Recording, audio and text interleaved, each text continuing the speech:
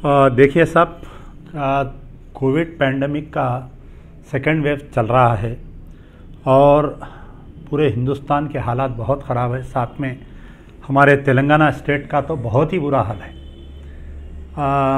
अब इसमें बात यह है कि जो वाक़यात पेश आ रहे हैं दिल्ली में या दूसरे स्टेट्स में, उसको मीडिया ज़्यादा हाईलाइट कर रहा है, लेकिन तेलंगाना में जो मौत हो रहे हैं, जो लोग मर रहे हैं, यहाँ के जो अवाम जो परेशान हैं, इसको ना कोई नेशनल मीडिया बता रहा है, ना तो कोई लोकल चैनल बता रहा है। इसकी वजह ये है कि यहाँ की हमारी जो रूलिंग पार्टी है, टीआरएस के हमारे जो केसीआर साहब, केटीआर साहब है, ये नेशनल मीडिया को बेहतरीन तरीके से मैनेज करके रखे हुए हैं। अगर दिल्ली में एक आदमी मर रहा है तो पूरे चैनलों में बताया जा रहा है, लेकिन हैदराबाद में अगर ऐसे वाक़यात पेश आ रहे हैं तो कोई भी नेशनल टीवी या नेशनल मीडिया बोलिए या लोकल टीवी जैसा टीवी 9 वगैरह नहीं बता रहे हैं। तो ये जो है मैनेजमेंट स्किल बोलते, रूलिंग पार्टी जो है मीडिया को बेहतरीन तरीके से मैनेज करी हुई है। अब दूसरी चीज़ ये है कि आज से 3 दिन पहले हमारे चीफ सेक्रेटरी साहब सोमेश कुमार साहब, एक सीनियर मोस्ट IAS ऑफिसर है, उन्होंने एक प्रेस कॉन्फ्रेंस कंडक्ट की है। उसमें प्रेस कॉन्फ्रेंस में जो है कई चीज़ों के ऊपर रुदा डाले। पहली मर्तबा ऐसा हुआ को कोई स्टेट का सीनियर मोस्ट ऑफिसर, एक चीफ सेक्रेटरी रैंक ऑफिसर आवाम के सामने आके हम क्या कर रहे हैं, क्या हो रहा, स्टेट के बारे में बोला। वरना अभी तक जो है लावारसों का मामला था पूरा। सीएम साहब कोविड बोल के जाके फार्म हाउस पे बैठ गए, केटीआर साहब होम क्वारंटाइन हो गए। अरे कोविड से लड़ो बोल तो आपसी झगड़ा टीआरएस का, ईटला राजेंद्र को हटा दिए, जिसकी वजह से पूरा हेल्थ डिपार्टमेंट जो है कोलैप्स हो गया है।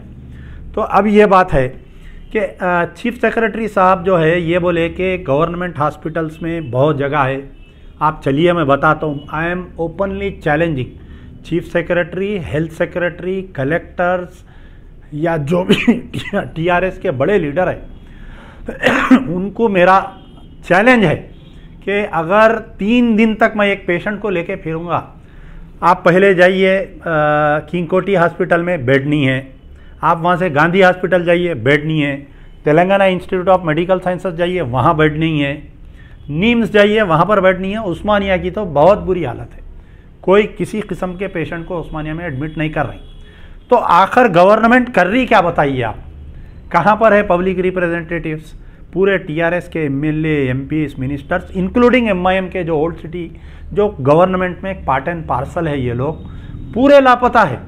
बिल्कुल आवाम को मरने को छोड़ दिए। ऑटो में लोगों का दम निकल जा रहा, रिक्शे में दम निकल जा रहा, फुटपाथ पे दम निकल जा रहा।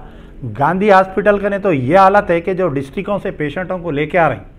अब ऊपर से जो है सबसे बड़ी हैरत की बात है कि चीफ मिनिस्टर साहब का, चीफ सेक्रेटरी का एक बयान ये आया कि हमारा मेडिकल हब इंडस्ट्री इतना अच्छा है कि बाहर से पेशेंटों को एयरबॉर्न करके लाके यहाँ इलाज कर रहे हैं। तो आप बताइए कि पहले घर में चिराग रहना चाहिए, बाद में मस्जिद में चिराग लगाना चाहिए। ये तो कारपोरेट धंधा हो गया। ये हुकूमत जो है तेलंगाना की आवाम, तेलंगाना के वोटों से आप सीएम बन के आप बोल रहे हैं कि बाहर से लोग आके इलाज करा रहे हैं, हमारा इलाज अच्छा है। तो बाहर के लोगों को ने पैसे है साहब, 25 लाख 28 लाख जो नॉर्थ इंडिया के बिजनेसमैन हैं वो हेलीकॉप्टर में एयर बस में आ रहे हैं, आके जो है यहाँ पर इलाज करा के जा रहे हैं। वो कोई कामयाबी आपकी नहीं है, वो जो है कारपोरेट हॉस्पिटलों की लूट है। वो आप शर्म रहना। यहाँ एक ऑटो वाले को, यहाँ के एक रिक्शे वाले को आप इलाज नहीं करके बाहर के करोड़पति पेशेंट को लाके आप इलाज करा रहे हैं। आप इसमें हुकूमत की क्या कारस्तानी है बताइए? How can the government take credit for this? इसके ऊपर तो इंक्वायरी करना चाहिए आपके कारपोरेट हॉस्पिटलों की क्या लूट चल रही है। अब आइए, आप कारपोरेट हॉस्पिटलों की लूट जो है, पिछली मर्तबा जब ये वाक़यात ऐसे पैंडेमिक हुआ था, ऐसे ही गवर्नमेंट कारपोरेट हॉस्पिटलों की लूट चल रही थी, तो हम लोग जो है हाई कोर्ट से अप्रोच हुए थे। High court gave a very clear cut direction. पहले तो हाई कोर्ट में एक एफिडेविट ला के principal secretary health and chief secretary ये डाले कि कारपोरेट हॉस्पिटल्स हमारे कंट्रोल में नहीं है, सेंटर के कंट्रोल में आते बोल के। फिर सेंट्रल गवर्नमेंट लाके हाई कोर्ट में एक पिटीशन डाली कि हम जो है सारे इख्तियारात स्टेट गवर्नमेंट को दे दिए। आप बताइए कौन से हॉस्पिटल के खिलाफ में एक्शन हुआ? मैं चैलेंज कर रहा हूँ टीआरएस की पूरी लीडरशिप को, सीएम केसीआर साहब को, केटीआर साहब को, जितने महमूद अली साहब को, असदुद्दीन, अकबरुद्दीन, पूरे एमआईएम को, पूरी टीआरएस को मैं चैलेंज कर रहा हूँ कि कौन से कारपोरेट हॉस्पिटल के खिलाफ में गवर्नमेंट केस बुक करी as per the guidelines of the high court of Telangana. Last time भी नहीं करे, ये टाइम भी नहीं करे। कल रात की बात सुनिए आप, प्रतिमा हॉस्पिटल एक तालाब कट्टे की एक लेडी को एडमिट करे, 5 दिन के अंदर 7 लाख रुपए बिल बना दिए। पेशेंट को 3 दिन से अटेंडरों से नहीं मिलने दे रही, पैसे बनो लेके जाओ। तो अब आप बताइए कि जितने कारपोरेट्स की वजह यह है कि जितने कारपोरेट हॉस्पिटल्स है, चाहे आप प्रिंसेस एसरा हॉस्पिटल का नाम लीजिए, चाहे आप यशोदा का नाम लीजिए, चाहे आप अपोलो हॉस्पिटल का नाम लीजिए, कोई भी हॉस्पिटल का नाम, कहीं ना कहीं ये हॉस्पिटल्स के मालिक जो है या तो मिनिस्टर है, या तो एमएलए है, या तो मेंबर ऑफ पार्लियामेंट है, या रूलिंग पार्टी के फैमिली के केसीआर साहब के रिश्तेदार है। तो अब कहाँ से एक्शन होता बताइए आप। कारपोरेट हॉस्पिटल्स की लूट के ऊपर हुकूमत बिल्कुल नाकामयाब, बिल्कुल अनजान। जाओ लूट लो, मारो, जो करना है मारो, बीमार की बिस्तर पे मारो। जो महावेरा है पुराने शहर का, वो आज रूबे अमल आ रहा है यहाँ पर। तो पहले ही बात ये हो गई कि आपको ऑक्सीजन नहीं मिल रहा। आप एक ऑक्सीजन सिलेंडर 5,000 से 25,000 रुपए तक ब्लैक हो रहा। असदुद्दीन ओवैसी साहब मोदी मोदी मोदी कर रही, योगी योगी कर रही। अरे मेरे भाई, हैदराबाद के एमपी है, हैदराबाद की आवाम आपको वोट देकर बनाई। आप जो है ऑक्सीजन ऑक्सीजन ऑक्सीजन करो। आप केसीआर का गिरेबान पकड़ो, आप जाके केटीआर का गिरेबान पकड़ो। आप मोदी मोदी, यौमुल कुरान में योगी योगी। ये क्या है, एक बेहतरीन शख्सियत, एक सियासतदान जो होता, माइंड डाइवर्शन टैक्टिक्स बोलते। आदमी को असल मुद्दों से भुला दो, हिंदू मुसलमान कर दो, योगी मोदी कर दो। तो असदुद्दीन ओवैसी साहब कामयाब हो गए। पुराने शहर के कितने लोग परेशान हैं मेरे भाई, क्या अल्लाह के ने जवाब देंगे आप लोग बताइए। 17,000 करोड़ की जमात है आपकी। आप एक ऑक्सीजन सिलेंडर्स का एक आप यूनिट नहीं फॉर्म करे।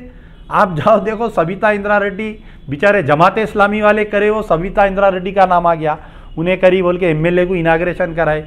आप जाके अमानतुल्ला देखिए, 600 बेडेड टेम्पररी बना दिए। मेरे को अच्छा याद है, आज से कुछ दिन पहले एक साहब कोई फ़ोन करे थे असदुद्दीन ओवैसी साहब को, दिलसुख नगर के आगे कोत्तापेट पे कहीं वक्फ प्रॉपर्टी है साहब, आप हमारे को दिलाओ, हम एक जो है बड़ा सेंटर कायम करते। बोले तो उनकी हिलाजत कहाँ फेंकते, उनका कचरा कहाँ फेंकते बोल के उनको डरा दिए। ऑक्सीजन सिलेंडरों की सप्लाई हो रही थी, लास्ट टाइम हमारे कमिश्नर ऑफ पुलिस आके ये ऑक्सीजन सिलेंडर सप्लाई करने वालों को डरा दिए। तो अब आखिर बोलिए, आपके गवर्नमेंट हॉस्पिटल में बेड नहीं मिल रहा, पहली चीज़। गवर्नमेंट हॉस्पिटल्स के यानी दूसरी तरफ प्राइवेट हॉस्पिटल्स का लूट हो रहा। पेशेंट्स को घर में रख के इलाज करेंगे बोले तो ऑक्सीजन सिलेंडर नहीं है। अरे 25-25 हज़ार रुपये में लोग खरीद रहे हैं ऑक्सीजन सिलेंडर। ना तो असदुद्दीन ओवैसी साहब इसके ऊपर कुछ बोल रही, ना तो हैदराबाद पुलिस कमिश्नर कुछ बोल रही, ना तो केसीआर साहब कुछ बोल रही, ना तो केटीआर साहब कुछ बोल रही, ना तो अकबरुद्दीन ओवैसी साहब कुछ बोल रही। आप बताइए, आवाम को छोड़ दिए, जाओ मर जाओ, देखेंगे फिर जिंदगी बाकी रही तो फिर अगले रमज़ान में मिलेंगे, फिर इलेक्शन में मिलेंगे। हैरत की बात है, कल असदुद्दीन ओवैसी साहब बयान दे रही कि अब के जो है ईद की नमाज होती कि नहीं होती कि मैं होम मिनिस्टर साहब से अरे 2 दिन पहले आप जाके जलसा करें ना, 10,000 आदमी को जमा करके जलसा करे। ईदगाह ग्राउंड में जलसा हुआ। आप जाके वरंगल में आपके कहीं कैंडिडेट लड़ लेते, खम्मम में, और आपके कहीं 3-4 जगह जो बाई इलेक्शन, अब ये जो म्यूनसिपल कॉरपोरेशन के इलेक्शंस हुए उसमें खुद असदुद्दीन ओवैसी साहब 10,000 आदमी की मीटिंग करके आए। आप बोल रहे हैं ईद की नमाज होती कि नहीं की, गले मत मिलो। अरे तमाम पाबंदियां, तमाम एहतियात हमारे कने आ गए। इलेक्शन होएगा, रैलियां निकलेंगे, कोविड नहीं होएगा, पूजा पाठ होएगा, जुलूसा निकलेंगे, कोविड नहीं आएगा। जुम्मा नमाज को कोविड आ जा रहा, तरावियों को कोविड आ जा रहा, ईद की नमाज को कोविड आ जा रहा। तो ये क्या साजिश चल रही? ये साजिश के ऊपर जो है इसकी मुसलमान लम्हे फ़िक्र है। आज सोचना चाहिए। हाई कोर्ट का बहाना बना रही कि नहीं हाई कोर्ट के रेस्ट्रिक्शंस है। अरे हाई कोर्ट के रेस्ट्रिक्शंस है तो इलेक्शन नहीं कराना था। आप खम्मम में इलेक्शन नहीं कराना था, आप वरंगल में इलेक्शन नहीं कराना था, और एक कहीं डिस्ट्रिक्ट में आप वहाँ पर इलेक्शन नहीं करवाना था। आप इलेक्शन से क्या नहीं फैले बताइए आप बीमारियाँ। तो मेरा बोलने का मतलब यह है कि टोटली तौर पर गवर्नमेंट फेल हो चुकी है, टीआरएस भी फेल हो चुकी है, एमआईएम भी फेल हो चुकी है। आवाम को ये बुरे दिन याद रखना चाहिए। अगर आप लोग याद नहीं रखेंगे, फिर कल के दिन अब आप बताइए कि लास्ट टाइम जब कोविड आया था तो गली गली राशन का थैलियाँ पकड़ के बांट रहे थे। क्यों बांट रहे थे मेरे भाई? बल्दिया इलेक्शन आने वाला था, इसलिए पूरे कारपोरेटर्स कैंडिडेट्स या जो इंटरेस्टेड थे, आज कोई दिख रहा शहर में? कोई एमएलए दिख रहा पाकिटां बांटते हुए? कोई कारपोरेटर दिख रहा आपको राशन किटां बांटते हुए या आवाम को ऑक्सीजन सिलेंडर? एक आध दो कोई बांट ले रहे होंगे, वो भी गाड़ी पे रख के पूरा वीडियो बना रहे हैं, एक सिलेंडर घर पे देखे। तो टोटल तौर पर गवर्नमेंट हैज़ फेल्ड। ना तो हमको ऑक्सीजन मिल रहा, वैक्सीन जो पहला वैक्सीन ले लिए लोग, दूसरे वैक्सीन के लिए इंतजार कर रहे हैं, वैक्सीन नहीं है। जो टेस्टिंग किट्स है, बारकस हॉस्पिटल में जाके देखो आप, 3 दिन से टेस्टिंग रुकी हुई है। डबीरपुरा टीबी हॉस्पिटल का नहीं जाके देखो, उन्हें बोल रहा आप 2 किस्म का जो टेस्ट होता है, एक आधे घंटे का रैपिड टेस्ट, एक आरटीपीसीआर किसी को भी 5 किट दे रहे हैं, कहते उसको खाली 50 आदमी आए तो 5 आदमी को कर रहे हैं, 45 को बोल रहे हैं कल आओ। रोजे में जाके लोग धूप में लाइनों में तैर रहे हैं वहाँ पर टेस्टिंग कराने के लिए। ना तो टेस्टिंग किट्स हो रही, ना तो ऑक्सीजन सिलेंडर मिल रहा, ना तो गवर्नमेंट हॉस्पिटल्स में बेड मिल रहा। कारपोरेट हॉस्पिटल्स की लूट को कोई बोलने वाला नहीं है। तो फिर ये हुकूमत है कई की भाई? ये कई के एमएलए, ये कई के एमपीज, ये मैं हमारे लाड़ बाजार के पूरे व्यापारियों से गुजारिश करूंगा कि ये लोगों को आप कुछ गिफ्ट करो जाके, कि भाई ये आखिर मर रहे, अव्वल मर रही, ये तोहफा आपको दे के हम लगा मर जाते बोल के बोलो। तो आप ऐसे ऐसे नौजवान बच्चे मर जा रहे हैं, बड़े अफसोस की बात है। रोजाना फेसबुक में फोटोआं देख देख के आंख से आंसू निकल जा रहे मेरे भाई। नौजवान बच्चे रास्ते में सलाम कर रहा, दूसरे दिन मालूम हो रहा कि उसको कोविड हो गया बोल के। आज एक और एक ड्रामा हुआ, आज मालूम आपको क्या ड्रामा हुआ? हज हाउस में वक्फ बोर्ड चेयरमैन सलीम साहब, फेकम फाक चेयरमैन क्या करे, पहले ऐलान करे थे कि हम इतना बांटेंगे उतना बांटेंगे, पहले कोविड में नहीं बांटे। माइनॉरिटी वेलफेयर डिपार्टमेंट से जो रमज़ान में जो साड़ियाँ जो पैकेज देते, इन्हों क्या करे, 35,000 करोड़ का the richest Waqf board in all over India is Telangana Waqf board. भाड़ मारी क्या बताओ आप तेलंगाना वक्फ बोर्ड को?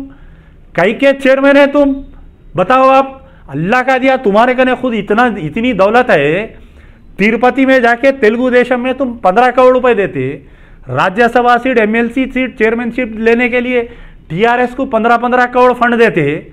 वक्फ बोर्ड चेयरमैन की हैसियत से निकल के बांटो ना।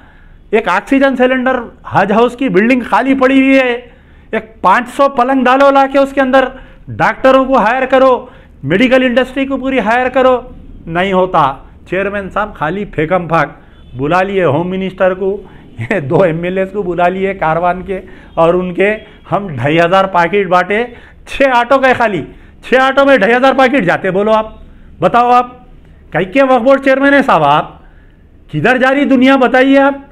कब तक अल्लाह को झूठ बोल रही? रोजा रह के नमाज पढ़ते, सर पे टोपी है सबके, पूरे झूठ बोल रही। महमूद अली साहब बोल रहे हैं माइनॉरिटी वेलफेयर डिपार्टमेंट, वक्फ बोर्ड वाले बोल रहे हैं हम दे रही, एमआईएम के दोनों एमएलए फेसबुक पे पोस्टर डाल लिए हम दे रही बोल के। तो गरीब का मजाक उड़ा रही, 4 थैलियां देके वक्फ बोर्ड को भाड़ नहीं मारी। आई डिमांड, मेरा मुतालबा है कि हज हाउस की पूरी बिल्डिंग को इमीडिएट कोविड ऑक्सीजन सेंटर में तब्दील करो। जैसा हज कमेटी, हज का सीजन में मसीउल्लाह, काबिल मुबारकबाद है मसीउल्लाह हज कमेटी के चेयरमैन, जो हज कमेटी के हज के दौरान जो इंतजाम करते ना, वैसा पूरी बिल्डिंग को कवर करो। पूरी बिल्डिंग के अंदर 600 बेड आते कम से कम, डेली 600 आदमी को आप ऑक्सीजन दे सकते। बाजू के शादी खाने लियो, अरे मर्द के जन्म में पैदा है तो मर्द का काम करो। ये क्या खाली बैठ के झंडियां हिला रहे हैं ऑटोओं के सामने, खुद को अपने आप को धोखा दे रहे हैं, अपने खुदा को धोखा दे रहे हैं, अपने अल्लाह को धोखा दे रहे हैं। अरे रमजान में, रोजे में झूठ बोल रहे हैं आप लोग। 35,000 करोड़ का वक्फ बोर्ड है, कहाँ जा रहा पैसा बताओ आप? क्यों अवाम को झूठ बोल रहे हैं? कब तक झूठ बोलते? क्या अल्लाह का डर खौफ नहीं है तुम्हारे को? इतना झूठ बोल रहे हैं सो। मेरा मुतालबा है कि वक्फ बोर्ड की बिल्डिंग को इमीडिएट ऑक्सीजन सेंटर में तब्दील करो। सलीम साहब, 4 होटल हैं आपके, अनमोल होटल, दिल दिया ना तुम्हारे को, पूरे होटलों को कोविड सेंटर बनाओ।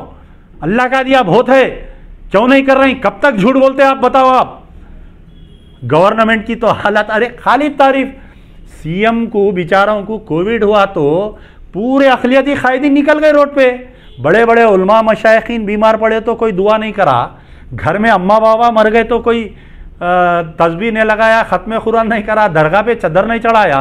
केसीआर केटीआर के इतने वफादार हो गए ये लोग, मुसलमान कायदीन हमारे पूरे निकल गए, फोटोआँ दूध से धो रही, जाके नामपल्ली दरगाह पे चदर चढ़ा रही, फलाना करते रही, फेसबुक पे फोटोआँ डाल ले रहे हैं। अरे किधर जा रही भाई दुनिया, क्या जा रही, किसको धोखा दे रहे हैं बताओ आप। आने वाले हालात लोग याद रखेंगे, ये याद रखेंगे। ये जो कोविड पहला सीजन आया, कोविड दूसरा सीजन, जो मजलिस की नाहेली, जो अनजान मारो पॉलिसी और जो टीआरएस के कायदीन की ये मरने को जो अवाम को छोड़ दिए ना, आने वाले इलेक्शन में रोड पे आ जाएंगे, याद रख लो। भीख मांगेंगे तो भीख नहीं मिलेंगी तुम लोगों को। मैं फिर मुतालिबा कर रहा हूं, हज हाउस की बिल्डिंग को पूरा ऑक्सीजन सेंटर बनाओ, बाजू की बिल्डिंग को ऑक्सीजन सेंटर बनाओ, 5 शादी खाने हैं, पूरे शादी खाने वालों के मालिक से बात करो, मर्द के जन्म में पैदा है तो मर्द का काम करो।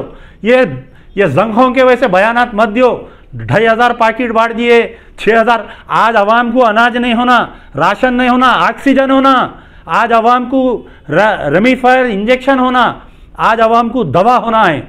आज उनके आड़े वक्त पे आओ, मदद करो, कल अल्लाह तुम्हारे गुनाहों को माफ करेगा। यार जिंदा सोबत बाकी।